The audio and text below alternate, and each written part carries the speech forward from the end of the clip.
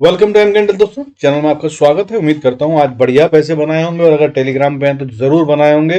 वो जो 76 रुपए की पुट हमने खरीदी थी वो 228 तक गई और 210 पे क्लोजिंग करी है। हालांकि हमने 185 पे प्रॉफिट बुक कर लिया था। होप आपने भी वो ट्रेड किया होगा, और अगर नहीं किया और अगर करना चाहते हैं तो टेलीग्राम ज्वाइन कर सकते हैं, लिंक डिस्क्रिप्शन में। फर्दर आपको बता दूं कि मार्केट में रिटेल को बेवकूफ बनाया जा रहा है, बड़े अच्छे से धोखा दिया जा रहा है। आज जो हुआ है और डेटा दिखाऊंगा आपको, तो आपको समझ में आएगा कि ये मार्केट गिरती हुई कहीं से भी नजर नहीं आ रही है। मुझे तो अभी दिख रहा है कि भयंकर रूप से ऊपर की तरफ जाएगी, और वो कब जाएगी वो देखने की बात है। हालांकि अभी बता दूं, ऑप्शन चेन का डेटा इस तरह से है कि कल शायद अभी भी गिरती हुई नजर आए शुरू में, तो बाद में क्लोजिंग क्या होती है वो देखने की बात होगी। और कल वैसे भी वीक की क्लोजिंग है, फ्राइडे है, तो वीक कहाँ क्लोज होता है, that is one important data. Let's see कि कल क्या होता है। बाकी आइए आज का डेटा देखते हैं एंड सी कि क्या हो रहा है। और जो मैं बता रहा हूं आपको सरप्राइज हो जाएंगे आप उस डेटा को देखकर। Before we start the video, I request to go to the disclaimer. जरूरत हो तो वीडियो को पॉज करके पढ़ें। देखिए आज जो है, अदानी एंटरप्राइजेस थोड़ा बढ़ता नजर आया, अदानी पोर्ट भी बढ़ रहा था और अदानी के कई और शेयर भी बढ़ते हुए नजर आए। हालांकि अदानी एंटरप्राइजेस आज टॉप कंट्रीब्यूटर था, गेनिंग में 2.75% बढ़ता हुआ नजर आया। और अदानी पोर्ट्स भी 3.45% बढ़कर बंद हुआ है। इसके अलावा लार्सन, डॉक्टर रेड्डी और सन फार्मा भी बढ़ते हुए नजर आए। लेकिन गिरने वाले शेयर जो थे वो आईटी सेक्टर से टॉप थे, जिनमें कि इन्फोसिस और टीसीएस टॉप कर रहे थे। दोनों 1.5% ज्यादा गिरते हुए नजर आए, इन्फोसिस 1.60% और टीसीएस 1.90%। हालांकि इसके अलावा रिलायंस भी कमजोर नजर आया 0.76% की गिरावट से। लेकिन मैंने इसके बारे में आपको कई बार बताया, ये वहां पर बैठा है जहां से कभी भी पलटी मार सकता है। 2350 के ऊपर जाए तो इसको बाय करने की कोशिश कीजिएगा। जिस दिन इसने 2350 के ऊपर क्लोजिंग दी तो एक अच्छी खासी बढ़त दिखा सकता है। नजर बनाए रखिएगा। इसके अलावा एचडीएफसी बैंक आज गिरता हुआ नजर आया 0.85%, और ये गेम मुझे लग रहा है ट्यूसडे के लिए तैयार की गई है। बजाज फाइनेंस भी गिरता हुआ नजर आया 1.17%, और ये दोनों शेयर वो हैं जो फाइनेंशियल सर्विसेज के अंदर में खेल करते हैं। और फाइनेंशियल सर्विसेज की एक्सपायरी ट्यूसडे की जो होती है आमतौर पे वो थर्सडे को सेट कर ली जाती है, वही आज होता हुआ नजर आया है यहाँ पे। हालांकि ये टॉप लूजर्स थे, तो बाकी की बात करें अगर तो बैंक्स में भी काफी सारे गिरते हुए शेयर थे। सिर्फ दो शेयर थे, बैंक ऑफ बड़ौदा और इंडस बैंक, जो बढ़ते हुए नजर आए। हालांकि ये भी ना के बराबर बढ़े, 0.15% की बढ़त थी इनमें। इसके अलावा बाकी सब शेयर गिरते हुए नजर आए। हालांकि आज बहुत कॉन्ट्राडिक्टरी डेटा बना हुआ था बैंक्स के अंदर। बैंक्स में जो है प्राइवेट बैंक्स बढ़ रहे थे और पीएसयू बैंक्स गिर रहे थे। इस तरह का खेल था पूरा दिन। हालांकि शाम को क्लोज होते होते पीएसयू बैंक्स भी फ्लैट हो गए और प्राइवेट बैंक भी रेड में आ गए। अब गिरने वाले शेयरों की बात करें तो बैंक में HDFC bank, axis bank, Kotak Mahindra bank, SBI, ICICI bank थे टॉप कंट्रीब्यूटर। और इनमें भी अगर बात करूं तो एचडीएफसी बैंक सबसे बड़ा कंट्रीब्यूटर था, जिसने बैंक निफ्टी के सबसे ज्यादा पॉइंट खा लिए। वो 100 पॉइंट लेकर चला गया। उसने गिरावट दिखाई 0.85% की। हालांकि एक्सिस बैंक 2.28%, कोटक महिंद्रा 1.33% और एसबीआई 0.55% गिरता हुआ नजर आया। और आईसीआईसी बैंक भी 0.27% गिरता हुआ नजर आया। लेकिन आपको बता दूं आईसीआईसी बैंक में मुझे स्ट्रेंथ नजर आ रही है, आने वाले समय में बढ़ता हुआ दिख सकता है।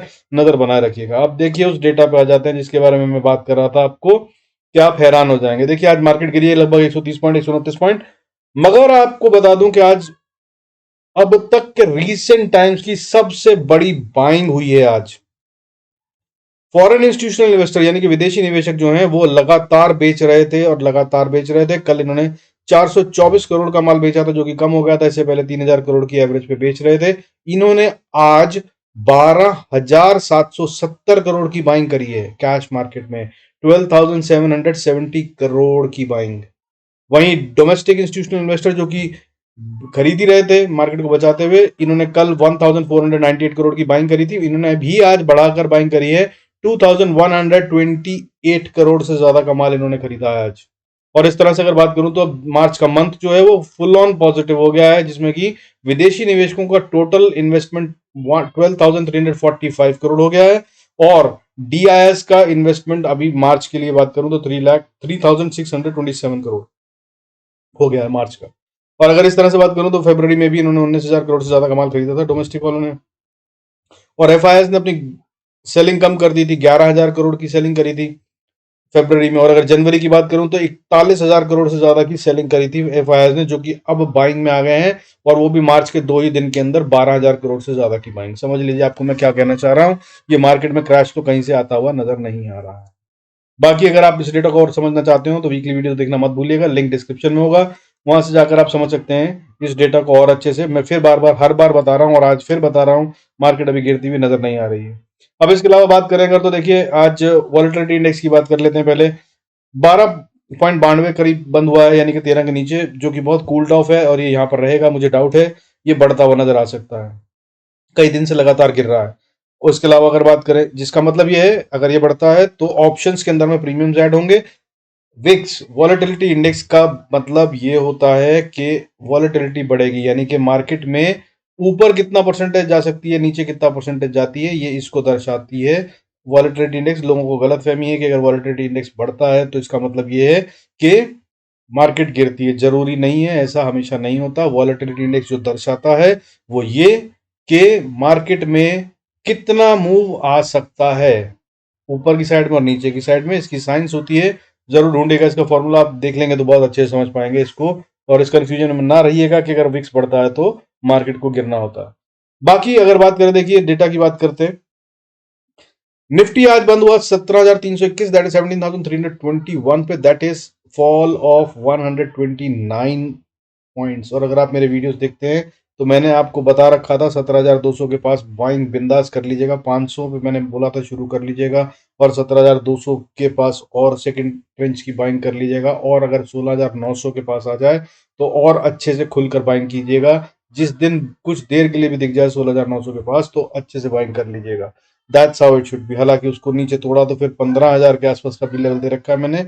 जो लोग वीडियो देखते हैं उनको जरूर पता होगा, लेकिन मैं बता रहा हूं आपको 17,000 एक बार में तो नहीं टूटेगा। अगर इसको जाना भी है 15,000 तो भी 17,000 को ये तोड़कर 16,960 के आसपास जाकर वहां से जरूर बाउंस करेगी। 17,000 एक बार में नहीं टूटेगा, इसलिए बता रहा हूँ ये बाइंग का टाइम है।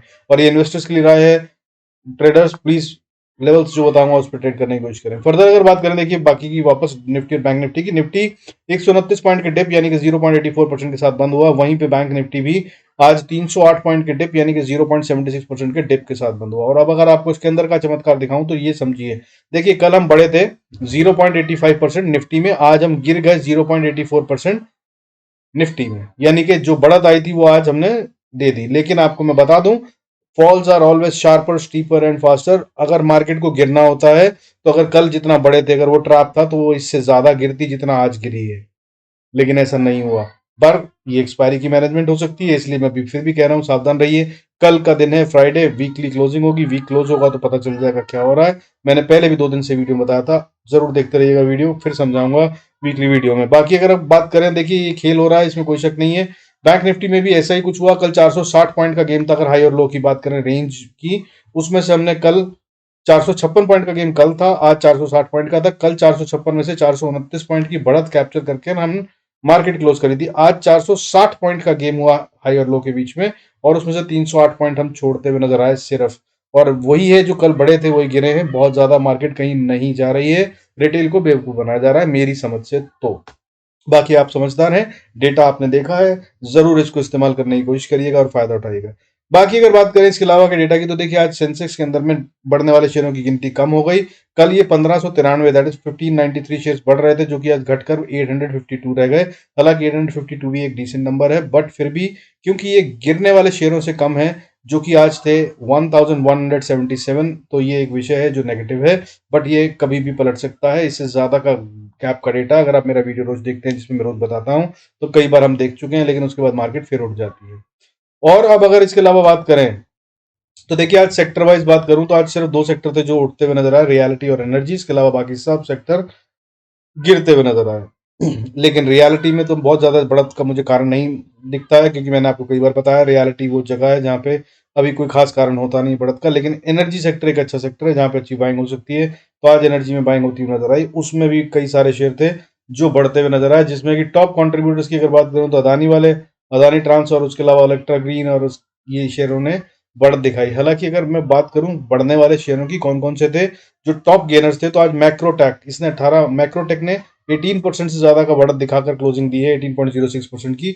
इसके अलावा रेल विकास लगातार दूसरे दिन फिर से बढ़ता हुआ नजर आया, 12.22% बढ़कर बंद हुआ है। एनबीसीसी 6.94%, एंजल वन 5.77% और इलेक्ट्रा ग्रीन 5.19% की बढ़त लेकर क्लोज हुआ है। इसके अलावा अदानी वाले शेयर जो बढ़ते हुए नजर आए, जिसका कारण ठीक से नहीं माना जाना चाहिए अभी भी, मैं इस पे हाथ डालना नहीं चाहूंगा, वो थे Adani trans, Adani green, Adani Wilmar. ये तीनों शेयर अपर सर्किट पे लगभग 5% के पास बंद होते हुए नजर आए। और इसके अलावा अच्छा शेयर जो गिर रहा था वो भी रिकवरी करता हुआ नजर आया, वो हुआ टाटा टेली सर्विसेज 4.93% के गेन के साथ बंद हुआ है। इसके अलावा अगर बात करूं तो 52 वीक हाई जो बनाने वाले शेयर थे वो आज 5 शेयर थे, उसमें Sonata, Procter and Gamble repeat होते हुए नजर आया, इक्विटास बैंक भी रिपीट हो रहा है लगातार दूसरा दिन नया 52 वीक हाई बनाया। इसके अलावा नए 2 शेयर ऐड हुए हैं, जिंदल स्टेनलेस और इसके अलावा गुरु पिपा ये भी बढ़ता हुआ नजर आया। गुजरात पिपावा, ठीक है, इसने भी बढ़त दिखाई, हालांकि इसमें बहुत ना के बराबर बढ़त थी। अब अगर इसके अलावा गिरने वाले शेयरों की बात करें तो त्रिवेणी ट्रिब्यून 6.73% गिरता नजर आया, राजेश एक्सपोर्ट 4.55 और येस बैंक भी आज 4.37% गिरता हुआ नजर आया। हालांकि कहीं बहुत ज्यादा गिरावट नहीं थी, बहुत ज्यादा बड़ी वाली। जब आमतौर पे 5, 10, 18, 20% तक गिरते हुए देखे हमने शेयर, ऐसा कोई शेयर नहीं था आज। इसके अलावा अगर आप बात करें ग्लोबल संकेतों की तो देखिए आज गोल्ड, सिल्वर सब नरम पड़े हुए हैं।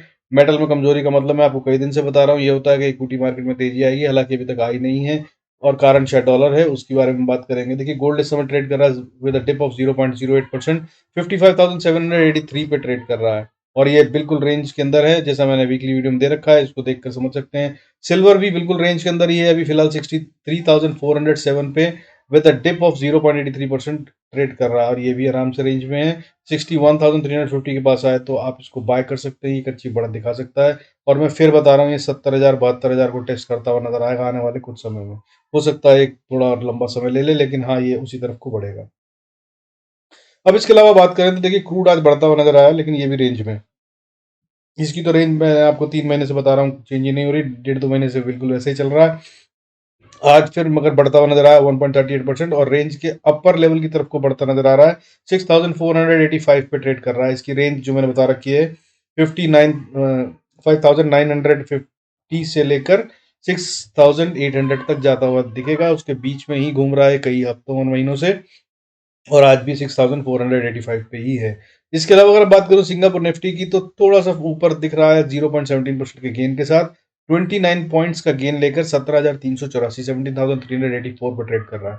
डॉलर जो हमारे लिए लगातार पिछले 3 दिन से एक चिंता का विषय बना हुआ था और ये बढ़ता हुआ नजर आ रहा था, 83 की तरफ को जा रहा था, ये आज थोड़ा सा कूल्ड ऑफ होता हुआ नजर आया, 0.11% का डिप है और ये 82.71 पे ट्रेड कर रहा है। हालांकि अभी भी चिंता का विषय है और उसका लेवल जो मैंने आपको दे रखा है क्रिटिकल वो है 82.30। अगर उसके नीचे आ जाए तो ये मार्केट को बहुत तगड़ी स्ट्रेंथ देता हुआ नजर आएगा और अगर ये 83 के पार चला गया तो ये खतरनाक ढंग से मार्केट को धक्का दे सकता है, गिरा सकता है, वो भी हो सकता है। नजर बनाए रखिएगा, ये बहुत इंपॉर्टेंट फैक्टर है।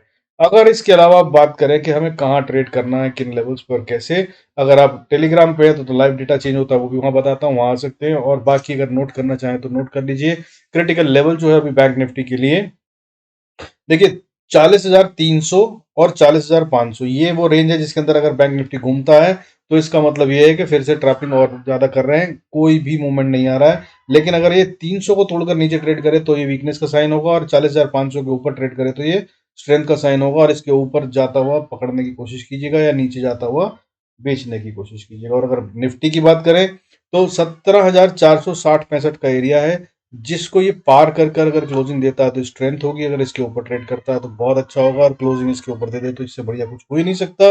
लेकिन नीचे की तरफ अगर हम बात करें तो मैंने कल जो लेवल दिया था वही आज भी कायम है, 17,305 के नीचे जाता हुआ नजर नहीं आ रहा है।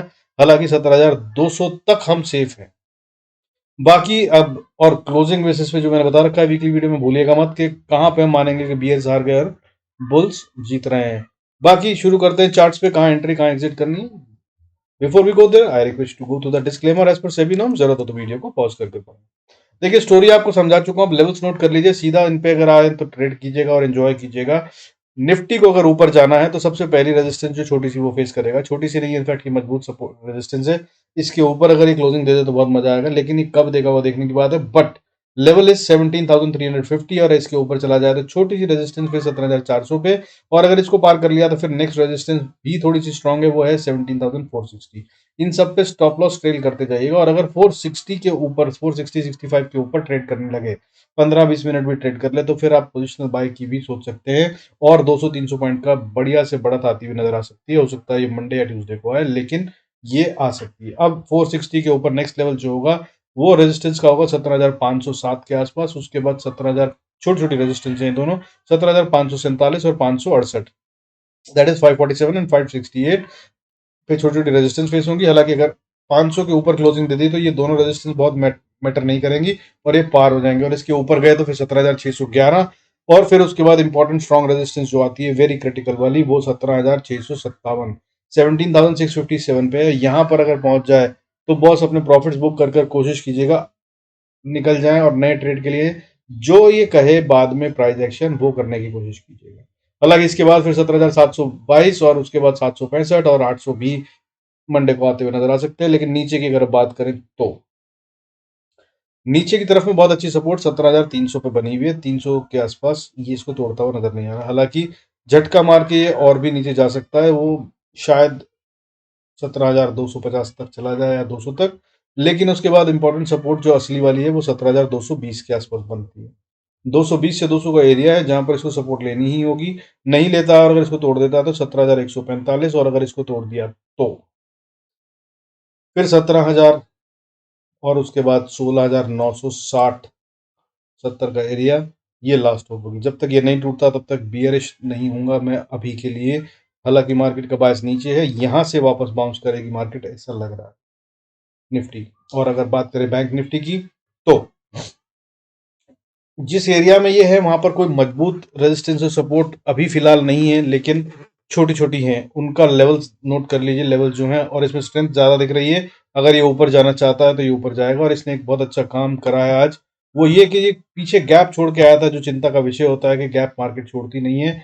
इसने आज उस गैप को फिल कर दिया। अगर आप देखें तो देखेंगे यहाँ पर तो ये गैप छोड़ा था इसने, जो इसने आज ऑलमोस्ट इसी को फिल करा है ऐसा ये बता रहा है।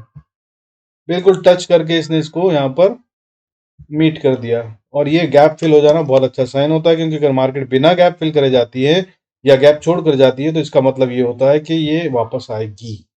और अब ये गैप फिल कर लिया है तो अगर अब ये ऊपर जाता है तो बहुत स्ट्रेंथ का साइन होगा। अब अगर बात करें इसके अलावा लेवल्स की, तो देखिए लेवल्स की कहानी ऐसी है कि ऊपर में एक छोटी सी रेजिस्टेंस जो बनती है वो 40,200 सॉरी 40,286 सपोर्ट है इमीडिएट, और जो रेजिस्टेंस बनती है वो 40,500 पे बनती है। हालांकि अभी हम 332 पे है, इन दो लेवल के बीच में मार्केट घूमती रहे तो ट्रेड मत लीजिएगा, वो ट्रैपिंग चालू हो सकती है। और अगर इसके ऊपर जाने लगे 40,500 के ऊपर तो बाय कीजिएगा। फिर छोटी सी रेजिस्टेंस 40,618, 40,773 और उसके बाद 40,910 और उसके बाद 41,000 होगी अगली रेजिस्टेंस।